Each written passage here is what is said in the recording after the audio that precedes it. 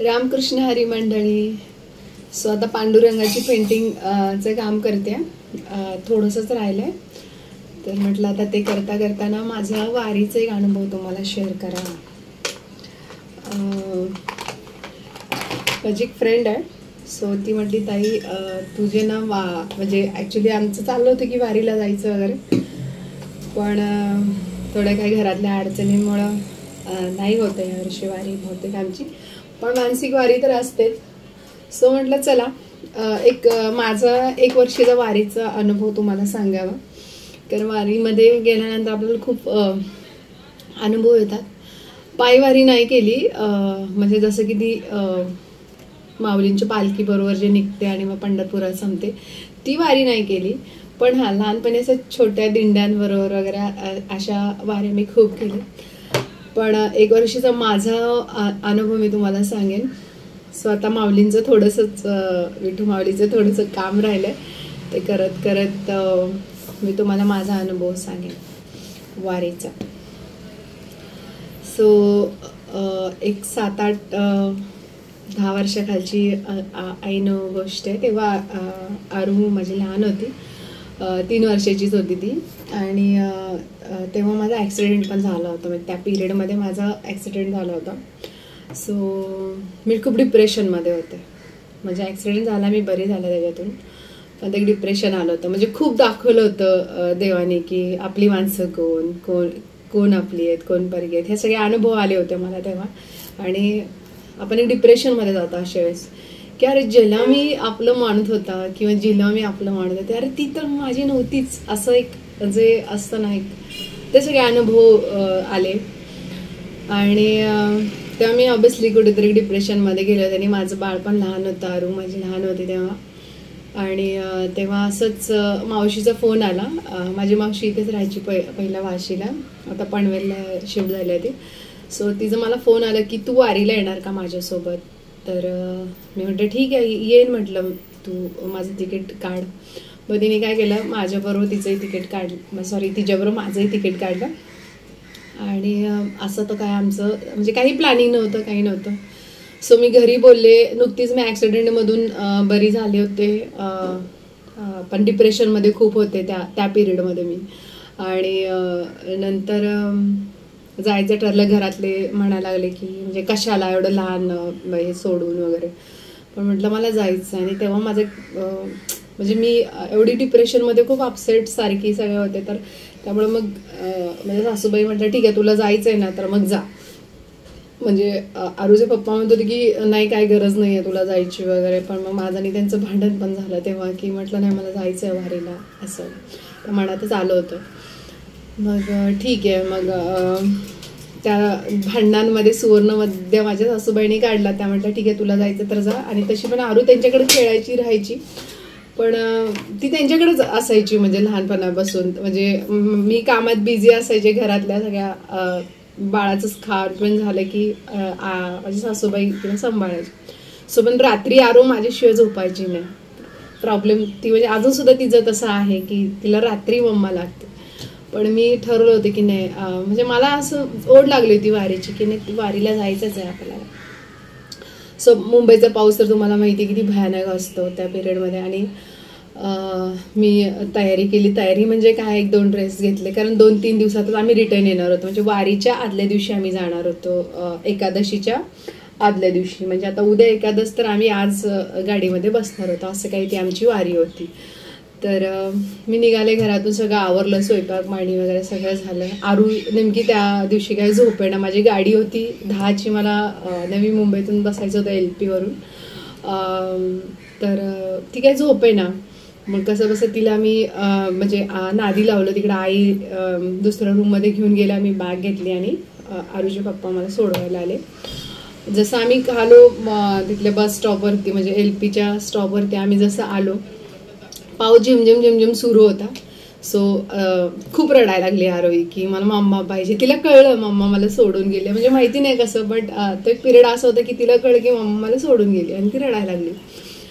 मग आईचा फोन आला तिकडं की अरे ही खूप रडायला लागली आहे, म्हणजे तुम्ही दोघं पण नाही असं तसं घरी. मग मी ह्यांना म्हटलं की तुम्ही जा मी तर वारीला जाणार आहे, माझं तर ठरलंय, म्हणजे माझ्या मनाचा एक निश्चय झाला होता की मला वारी करायची, बाकी काय असू नसतो. आणि एक मनात एक हे पण येऊन गेले की कदाचित मी त्या ऍक्सिडेंटमध्ये राहिलेच नसते तर मग काय केलं असतं माझ्या बाळाने, म्हणजे हे पण मला तेव्हा एक हे झालं होतं.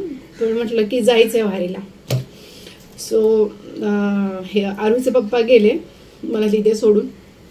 आधी खूप गर्दी होती 10:30 पर्यंत, आणि नेमकं असं झालं की वाशीवरून नेरुळ यायला फार तर फार 10 मिनिटं खूप खूप होतात, म्हणजे नॉर्मली बससाठी जर आणि त्या दिवशी असं झालं, मावशी 10:30 पावणे 11ला गाडीच अडकली होती, म्हणजे गाडी बोरिवलीतून मग इकडे येते वाशीमध्ये, नवी मुंबईमध्ये येते, नवी मुंबईमधून असं पुढे जात.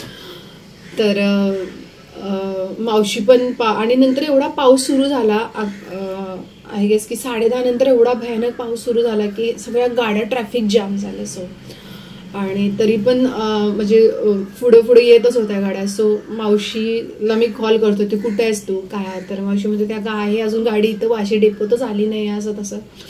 मग असं करत करत ना मावशी पावणे 11ला गाडीमध्ये बसली, तिचा कॉल आला की मी गाडीमध्ये बसले, हार्डली मी 10 मिनिटापर्यंत तिथं पोहोचते, तू तिथेच थांब, तू कुठे हालू नकोस. मी म्हटलं ठीक आहे. आणि असं करता करता नेमकं वाशीतून बस निघाली आणि तिला एवढं ट्रॅफिक लागलं आणि एवढा भयानक पाऊस होता तो. आणि आमच्याबरोबर अजून म्हणजे बरीचशीच लोक होती, पण त्यांच्या त्यांच्या गाड्या यायच्या आणि ते निघून जायचे कोणत्या ना कोणत्या तरी गावाला. तर अजून एक तिथे दादा होते, त्यांची तर कोणीतरी बॅग पण नेली त्या गोंधळामध्ये, म्हणजे त्यांची बॅगच कोणीतरी गडबडीत चोरून नेली का गडबडीत गेली माहिती नाही, तेही गेले नंतर. सो हे सगळं होता होताना 11 वाजत आले आणि इतका भयानक पाऊस होता त्या दिवशीचा नवी मुंबईचा. मला अजून पण आठवतं की मी जिथे उभी होते म्हणजे त्या बस स्टॉपवरती, तर लिटरली त्याच्यावरती म्हणजे माझ्या कमरे एवढं पाणी रस्त्यावरती होतं, एवढा तो भयानक असा पाऊस होता. माझी बॅग होती. एक मन म्हणत होतं की यार चल घरी, काय म्हणजे तू काय वेड्यासारखं करते आणि का तुला वारीला वगैरे जायचंय, म्हणजे. पण एक मन म्हणत होतं की नाही, मला वारीलाच जायचंय, आज काही झालं तरी. मला हे पण माहिती होतं की देव कदाचित माझी परीक्षा घेतोय, किंवा माहिती नाही आपल्या म्हणतात ना आपल्या भक्तीची परीक्षा घेत असेल, लाईक श्रद्धेची. पण मी निश्चय केला होता की काही झालं ना तरी वारी काय चुकवायची नाही, जायचं म्हणजे जायचं. सो मावशी तर ऑलरेडी गाडीमध्ये बसली होती, ती फसली होती ट्रॅफिकमध्ये. आमचे फोन तर सुरू होते. आरूचे पप्पा तर गेले घरी. सो मग आरू तर शांत झाली. मग ते कॉल करून सासूबाईने विचारलं, म्हटलं झोपली का ती, तर ते म्हटलं अरे हा ती झोपली. मग ते एक तर डोक्याचं टेन्शन होतं, म्हणजे एक आई म्हणून मला ते सगळा माझा गोंधळ सुरू होता. एकीकडे मला वारीला जायचं होतं, एकीकडे लेकरामध्ये जीव गुंतला होता, हे सगळ्या गोष्टी होत्या त्या. म्हटलं जाऊ दे, लेकरू तर झोपलं. मग ती चिंता माझी नष्ट झाली तिथल्या तिथं. सो नंतर आता असं झालं की खूप पाऊस येतो. आता जे एक दादा सोबतीला होते ते पण निघून गेले, ज्यांची बॅग हरवली होती त्यांची पण, ते पण कुठेतरी पुण्याला वगैरे जाणार होते, त्यांची गाडी आली, त्याच्या खाजगी गाडीने निघून गेले. सो आता खूप पाऊस यायला लागला आणि आता घड्याळात नेमकी 11 वाजले. मी मावशीला फोन करते, अरे कुठे आहे तू, म्हणजे मला ते कुणीतरी होतं तोपर्यंत असं वाटत होतं की हा बाबा हा कुणीतरी आहे. त्यानंतर एवढा भयानक पाऊस सुरू झाला. मी जिकडे बस स्टॉपचे जे सीट असतात मी त्याच्यावरती उभी राहिले होते, म्हणजे खाली असं नदी वाहिल्यासारखं ते पाणी होतं. गाड्याने त्यात गाड्या गेल्या ना, ट्रक वगैरे, तर ते पाणी खूप जम्पिंग व्हायचं. तरी पण म्हटलं नाही, काही झालं तरी वारीला आज जायचं म्हणजे जायचं. आता ऑलरेडी ते मावशी तर गाडीत बसले ना, आता मलाच फक्त घेऊन निघायचं होतं, म्हणजे मीच तिथला एक शेवटचा पॅसेंजर होते. सो तिथून गाडी डायरेक्ट पंढरपूरला जाणार होती. सो ते सगळं झालं आणि कोणीच नाही म्हणजे त्या स्टॉपवरती. आणि येणारे जाणारे ट्रक, विचार करा रात्रीची वेळ, म्हणजे आता 11:30च्या आसपास, म्हणजे 11:15चा टायमिंग, त्यात एकटीच लेडीज. आणि ते येणारे जाणारे जे गाड्या ट्रक असतात ते वेगळ्या अँगलनी बघतात आपल्याकडे की लाईक अरे ही लेडीज एकटी कशी काय, असं ते मला ते थोडंसं ऑकवर्ड वाटत होतं. पण मी मनामध्ये म्हणजे माऊलीचा जप सुरू केला. म्हटलं जाऊ देत, आता मला तर जायचंय वारीला, मला एवढं माहिती आहे, पुढे मला माहिती नाही काय होणार आहे असं. आणि तेवढ्यात तिथे त्या स्टॉपवरती ना एक आजी आजोबा आले, एक 60 वर्षाच्या आसपासचे असतील, म्हणजे माझ्या वडिलांच्या एवढेच होते ते, म्हणजे काका काकू आले. आणि मग त्यांची पण अशी ती लगबग सगळी वारीला वगैरे जायची. तर मी त्यांना विचारलं, म्हटलं कुठे जायचं तुम्हाला, म्हणजे मला इतकं छान वाटलं ना. हा म्हटलं आता कोणीतरी माझ्या सोबती आहे बाबा, असं एक असतं ना असं, हा बाबा कोणीतरी आले माझ्या सोबती असं. आणि मग ते पण सांगायला लागले, अरे मला म्हणजे ते काका सांगायला लागले, अरे हिला जायचंय वारीला, मी म्हणत होतो एवढ्या पावसात नको जाऊ, पण ही काय ऐकायलाच तयार नाही, असं तसं त्या दोघांची नवरा बायकोची चालली. म्हटलं मला पण वारीला जायचंय, मी तर माझं लेकरू सोडून आले, घरात सगळे ओरडत होते, ओरडा खाऊन आले, पण जायचंय मला वारीला असं. तर मग ते काका आणि काकूंचं चालले, म्हणजे नॉर्मली आपले आई बाबा कसे भांडतात घरी तसं ते भांडायला लागले की तुला म्हणत होतो नको असं. त्यामुळे नाही मला जायचंय वारीला कसं. एक क्षण मला बघून हसायलाच म्हटलं सगळ्यांच्या घरी बहुतेक असंच आहे म्हटलं वारीला जायचं. तर ते असं सुरू होतं. मग ते थांबले माझ्याबरोबर, मग आमच्या खूप गप्पा टप्पा झाल्या. मग ते सेम काकूंची बॅग वगैरे असं, अरे आमची पण मागचीच गाडी आहे असं तसं. आणि ते पण एसटीनेच जाणार होते, म्हणजे त्यांची मी माहिती काढली की तुम्ही कसं जाणार आहे का, तर ते म्हटले की आमचं एसटीचंच बुकिंग आहे आणि आम्ही एसटीनेच जाणार आहे असं तसं. म्हटलं ठीक आहे, पण मला तर एवढा आधार वाटला ना असं की मग हे होतं बरोबर एक्झॅक्ट 12 वाजले. सो 12 वाजता ट्रॅफिक थोडंसं हे झालं आणि मावशी बरोबर सिग्नलच्या पहिल्या तिथे बस आली. म्हणजे असं इथं बस स्टॉप आहे, म्हणजे आमचा LPचा जो स्टॉप आहे ना तिकडे असे 4 रस्ते आहेत. सो 4 रस्त्यामध्ये खूप मोठे मोठे स्पेस आहेत, म्हणजे आणि खूप लाईट्स वगैरे आहेत तिकडे सगळ्या गोष्टी.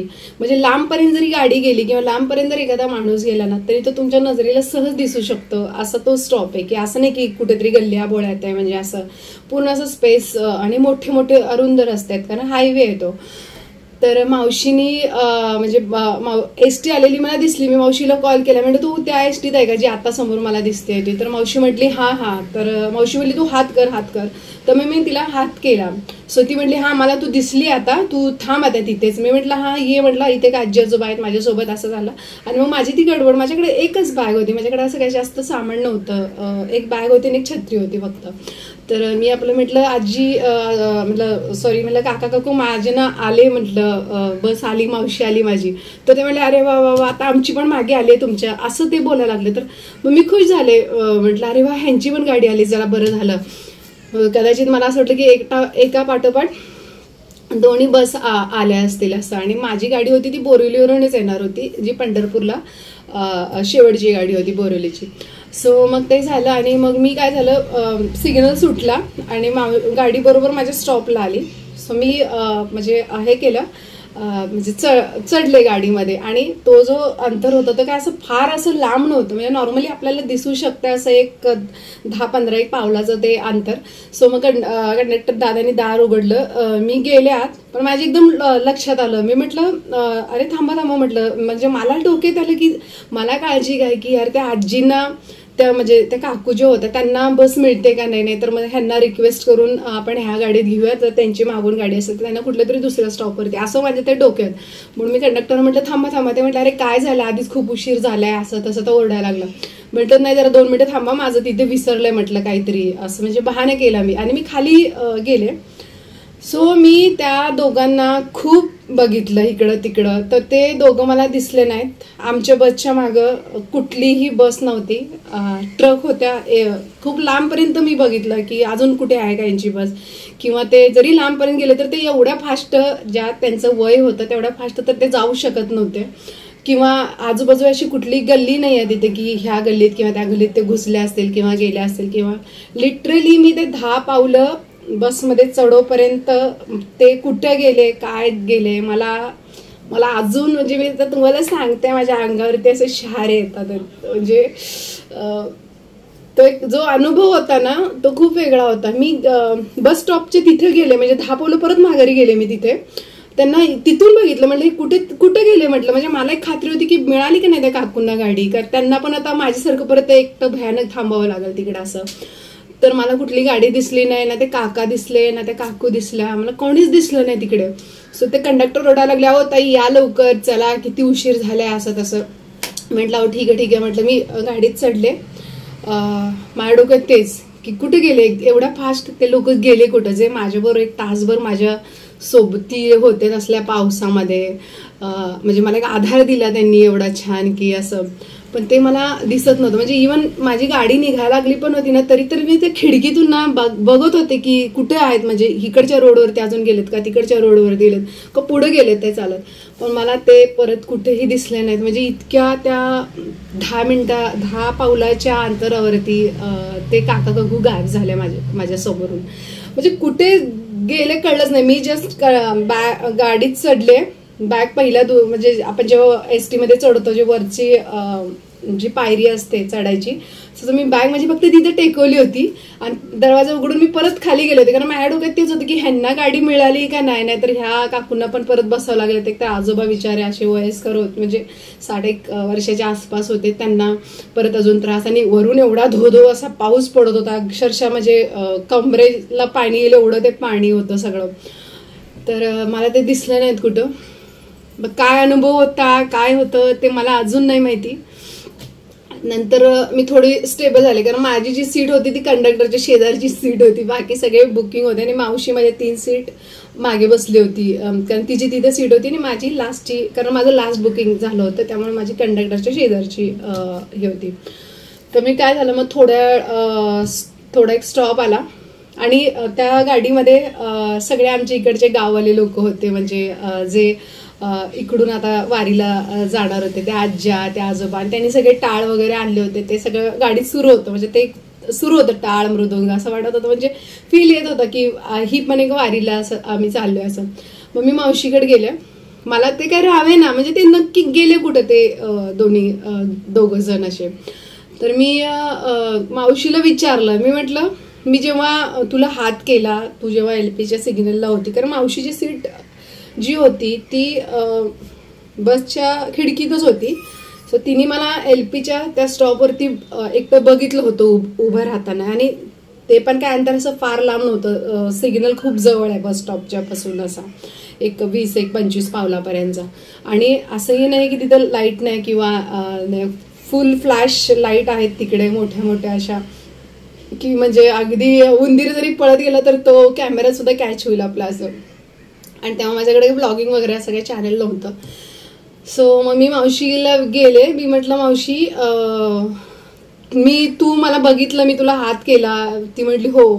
तर मी तिला म्हटलं की अरे तू बघितलं का, माझ्या शेजारी काका काकू उभे होते.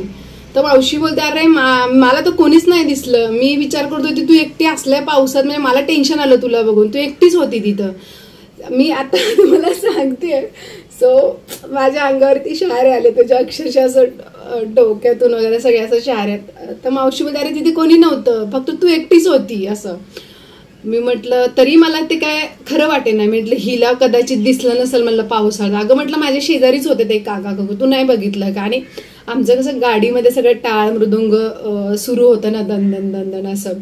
तर मला ते तरी म्हटलं ही जर लक्ष नसेल, म्हटलं हिने बघितलं नसेल, होते ते माझ्या सोबती उभे तिथं. म्हटलं अगं होते काका काकू. ती म्हटली मग मी काय एवढं लक्ष नाही दिलं, मी फक्त तुलाच बघितलं, मला तू एकटीच दिसली होती. मग ठीक आहे. मग मी तिथून उठून आले, मग पुढं भजनं कीर्तनं सुरू झाली, ती कीर्तनं सुरू झाली सगळे.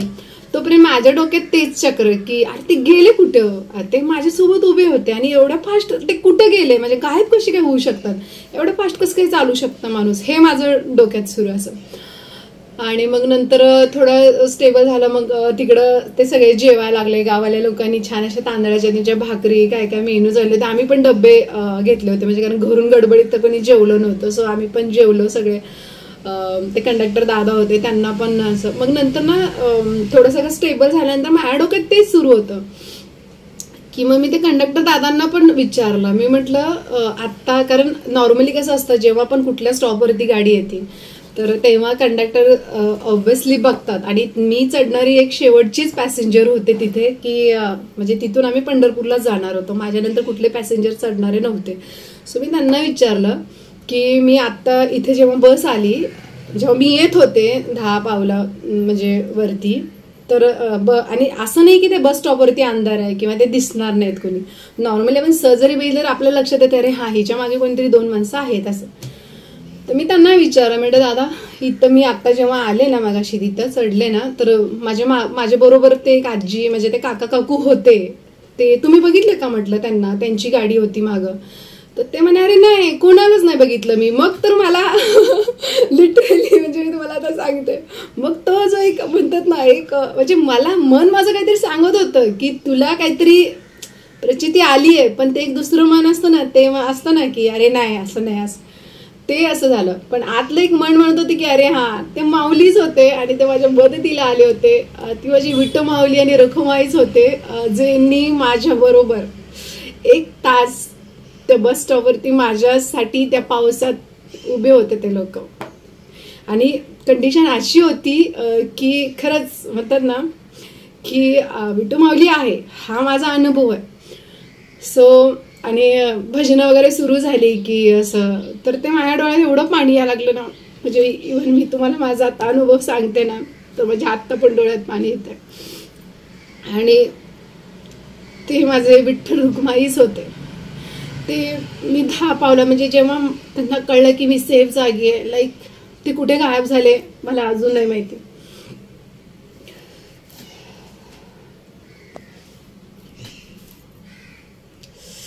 थोडंसं भावूक झाले, बट हां, ती माझी विठ्ठल रुक्माईच होते. हे मला आता कळून म्हणजे चुकलं होतं की अरे हां, ती माझी माऊलीच होती जी माझ्यासोबत उभी होती.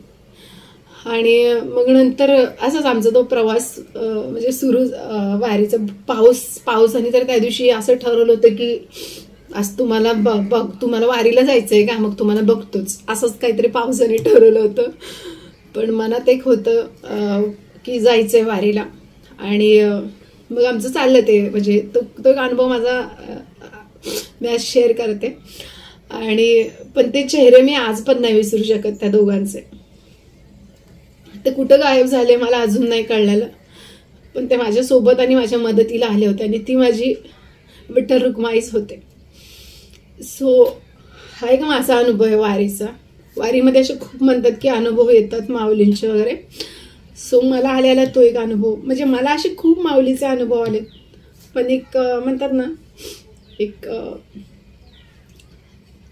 मी 1 तासभर होते त्यांच्याबरोबर बडबड बडबड. आणि माझा स्वभाव असा आहे की मी आखी त्यांची कुंडली काढली, तुम्ही कुठले काय असं. आणि ते माझ्याशी बोलत होते. आणि इव्हन मला अजून आठवते की त्या काकुनीनं राजगिरीचे लाडू पण काढले होते, म्हणजे मला खायला पण दिलं त्यांनी. की म्हणजे मला विचारलं तू खाऊन वगैरे आले का घरून, म्हटलं अहो नाही, घरी बाळ होतं, म्हटलं मला तिला फसवून यायचं होतं.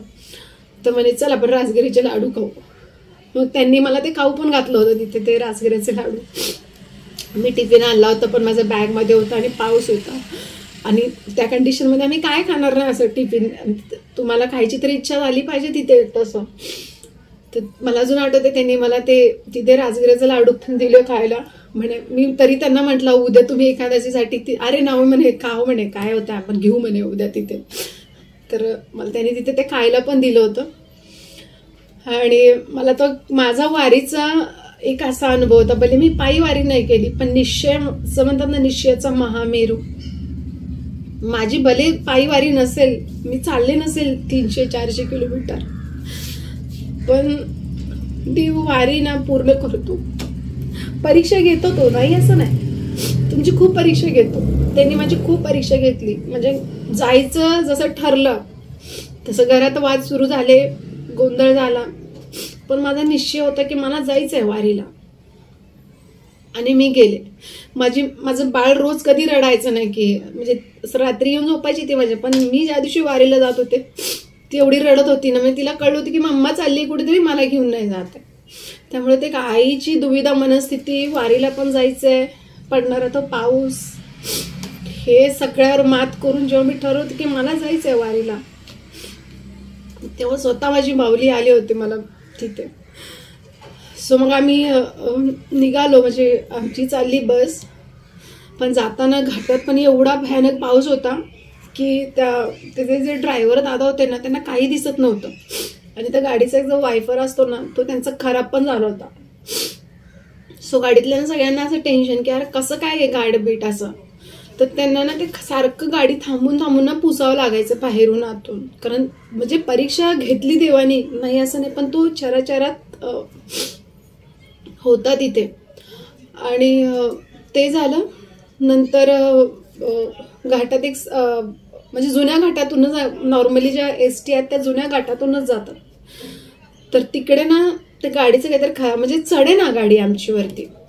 मग बसमधल्या सगळ्यांनी म्हटलं की अरे आता इथं खराब झाली तर उद्याची एकादशीची वारी कशी होणार. म्हणजे त्यात काही ज्या आज्या वगैरे होत्या त्या दरवर्षी जायच्या, म्हणजे कोळीण आजी वगैरे होत्या त्या इकडच्या मुंबईच्या सगळ्या. तर मग त्यातले काही जे पुरुष होते ते खाली उतरले, मग ते गाडीला धक्का वगैरे दिला. घाटात आम्ही पण उतरलो होतो खाली, एवढं भयानक होतं ना सगळं घाटामध्ये. पण असं कुठे अशी भीती नाही वाटली, की असं वाटायचं की हा आता हे देव आपल्याला नेणार तिथे, पण बरे आहेच संकट भरपूर, पण देव आपल्याला नेणार. कशी बशी आमची घाटाच्या पुढं गाडी गेली. मग मला वाटतं की आम्ही जिकडं ते नीरा नदी आहे तिथे आमचा स्टॉप होता. गाडीत कोणी झोपलं नाही, सगळ्यांची भजनं कीर्तनं सुरूच होती. कंडक्टर दादा त्यांचे पण अनुभव सांगत होते लाईफचे, म्हणजे सगळे असे बोलत होते आजूबाजूचे आजी वगैरे. असं अशी मैत्री, वारी म्हणजे एक मैत्री होऊनच जाते आपल्या सगळ्यांबरोबर. तर मग आम्ही तिथे खाली उतरलो. लोणन म्हणून एक गाव होतं तिथे. त्यांनी कंडक्टर दादानी गाडी थांबवली. ते म्हटले आता तुम्ही सगळे खाली उतरूया म्हटल्या, पण इथं तिथे एक चहावाले दादा होते, चहा कॉफी करणारे. त्यांना स्पेशली चहा करायला लावला. त्या एसटीतले जेवढे पण सगळे लोक होते, मग त्या लोकांचा त्यांनी परत चहा ठेवला रात्री. असं रात्री म्हटलं तरी अराउंड मला वाटतं की 2:45चा तो टाइम असेल. सो काही तिथून चहा वगैरे घेतला. कोणाला वॉशरूमला जायचं ते सगळे जाऊन आले. नंतर सगळे बसमध्ये बसलो आणि आम्ही निघालो वारीमध्ये. म्हणजे आमची ती वारी सुरू झाली. आणि आम्ही अशा पद्धतीने सकाळी आय गेस की 6 ते 6:45 पर्यंत, म्हणजे आम्ही तर वाकरीलाच पुढे म्हणजे कारण माझ्या मावशीचं जे घर आहे ना जे पंढरपूरमध्ये, तर तिथं ते वाखरीच्या आजूबाजूचे म्हणजे ते 20-22 काहीतरी आहे ना, तिथेच आहे तिचं घर. सो ती मग तिथे आम्ही सगळे उतरलो. आणि मग सकाळी आमचं तेच उपवास होता. आणि मंगळवेळचे जेवढे पण आहेत म्हणजे आमचे सगळे नातेवाईक वगैरे, आई आजी ते सगळे ते आधीच येऊन बसले होते. म्हणजे आदल्याच दिवशी ते लोक आम्ही येण्याच्या आधीच संध्याकाळी वगैरे, कारण मंगळवेढा पंढरपूर अंतर कमी आहे, सो मग ते आदल्या दिवशी तिथे आले होते. फक्त मी आणि मावशी दुसऱ्या दिवशी जाणार होतो. तर ती अशी वारी. आणि दारात तर सगळ्या आपल्या पालख्या दिंड्या म्हणजे होत्याच. सो दुसऱ्या दिवशी पण आम्हाला असा अनुभव आला, म्हणजे मग तेच वारीचा सगळा माहोल वगैरे. मग तिथे ते रावट्यांमध्ये झोपणाऱ्या वगैरे आजी, मला तरी अजून आठवतं की म्हणजे ते एक वेगळाच अनुभव आहे. जर तुम्ही वारीत गेला ना, अक्षरशः ती लोक कशीही झोपतात, कुठेही झोपतात, म्हणजे त्यांना काही भीती नसते की सगळं माऊली आमचं घेऊन आमचं निभावून नेणार. सो माझ्या मावशीच्या अंगणात म्हणजे कंपाऊंडच्या बाहेरच ते सगळ्या रावट्या वगैरे, अंगणात पण मावशीच्या ते वारकरी झोपतात, पण जेवढे लिमिटेडच झोपू शकतात ना, एवढं नाही झोपू शकत घरात. आणि मंगळवेढ्यातले पण बरेच येतात सगळे सिनियर सिटीजन आज्या वगैरे, तर त्या घर फुल होता सगळा. सो पण ते तर बाकीचे सेफ होते, पण लाईक जे रावट्यांमध्ये झोपवते त्यांनी तिकडे मावशीच्या अंगणाच्या पुढे ना वारुळ होते. त्या वारुळाच्या अगदी जवळ त्या आजींच्या रावट्या होत्या. तर म्हणजे आमचं कसं त्या दिंड्यांच्या आजींबरोबर माझे खूप छान असं हे झालं होतं बॉन्डिंग. तर मी त्या आजींना म्हटलं अरे आजी तुम्ही कसं झोपणार इथे, साप बीप आला तर? त्या म्हणे अरे काही होत नाही, माऊली आमचं ना रक्षण करतात. म्हणजे तो जो एक म्हणतात ना एक गुड असा तो एक निश्चय असतो ना त्यांचा, की एक आत्मविश्वास की मिठू माऊली आमचं सगळं करणार. त्या आजी म्हणल्या त्या झोपून गेल्या बिचारा त्यांच्या रावटामध्ये. मला काय त्या रात्री झोप आली नाही. मी आपलं सारखं मावशीचं गेट उघडायचे, बाहेर जाऊन बघायचे त्यांच्या रावटीमध्ये. माझं ते म्हणतात ना ते कोतवालीगिरी सुरू होती. मग त्या आजीने उठवायचे मी, आजी तुम्ही व्यवस्थित आहे ना? त्या आजी म्हणे अरे बाळा तू पण झोप, काही नाही होतं इथे. म्हटलं बरं ठीक आहे. मग असं झालं, म्हटलं ठीक आहे म्हणतं मी झोपते असं. पण मला ते डोक्याचं ऐकत आहे तिथे पलीकडे वारुळ आहे, ते म्हणजे सापबीप गेला त्यांच्या त्या रावट्यामध्ये. तर असं तर हे असे अनुभव माझे वारीचे. आणि खूप छान. नक्कीच बघू आता. खरं तर माऊलीची करते पेंटिंग. सो असं झालंय की पळत पळत जावं आणि जावे पंढरपुरी असं झालंय. एक वेगळा अनुभव आहे जर तुम्ही कधी गेला वारीमध्ये. आणि वारीमध्ये खूप लोकांचे खूप अनुभव आहेत, माझे तर खूप आहेत. सो आता व्हिडिओ खूप मोठा होणार या सगळ्या गोष्टींना. म्हटलं आज एक छोटासा पहिला अनुभव मी तुमच्याशी शेअर करते. आशा करते की तुम्हाला माझा हा अनुभव आवडला असेल आणि नक्कीच वारी करा. वारी म्हणजे खूप काय आहे. बरेच लोक म्हणतात की इव्हन मला इकडचे शहरातलेच म्हणतात अरे काय म्हणे ते वारी वगैरे नुसतं वॉक तर करून येतात वगैरे, पण नाही. ते आता काय सांगायचं त्यांना, जसा जसा अनुभव येतो तसं तसं माणूस बदलतो असं. सो पांडुरंग सगळ्यांच्या पाठीशी असो एवढंच मी म्हणेल आणि माझा व्हिडिओ इथं संपवते. रामकृष्ण हरी. आणि चला मला ते पेंटिंग कंप्लीट करायची आहे. सो एक दुसरी पेंटिंग घेणार आहे मी आता संत चोखामेळाची, जे आमचे मंगळवेढा गावचे संत आहेत, आणि संत दामाजी पंतांची पण करायची आहे मला पेंटिंग. सो त्यांच्या पण मी स्टोरीज तुम्हाला नेक्स्ट व्हिडिओमध्ये सांगेन. Bye friends, Ramkrishna Hari.